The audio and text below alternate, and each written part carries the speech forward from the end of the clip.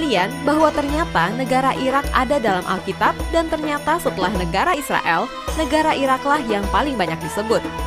Zaman dahulu belum ada penyebutan nama Irak, namun dengan nama-nama lain seperti Babilonia, Kasdim, Tanah Sinear, Mesopotamia, dan lain-lain. Tapi secara geografis menunjukkan bahwa lokasi tersebut adalah Irak di zaman modern. Apa saja fakta menarik tentang Irak?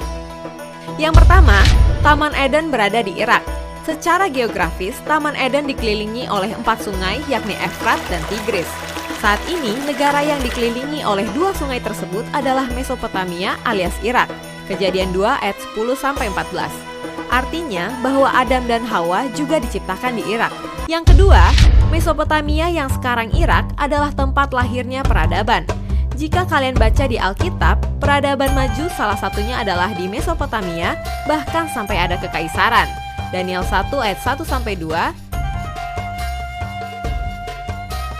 Yang ketiga, Nuh membangun bahtera di Irak. Yang keempat, Menara Babel berada di Irak. Disebutkan bahwa Menara Babel terletak di Tanah Sinear, yaitu Irak secara geografis. Kejadian 10 ayat 8-97, Kejadian 11 ayat 1-4. Jika kita melihat dari cerita ini, artinya kekacauan bahasa pertama kali terjadi di Irak dan dari sanalah tersebar segala suku bangsa di seluruh dunia.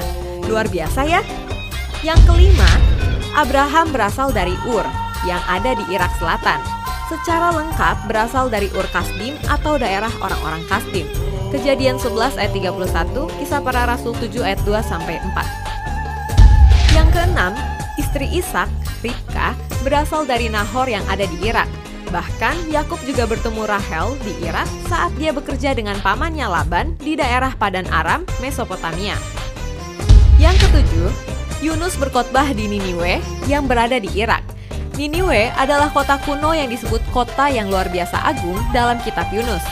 Kota ini terletak di tepian timur Sungai Tigris dan merupakan ibu kota kerajaan Asiria purba.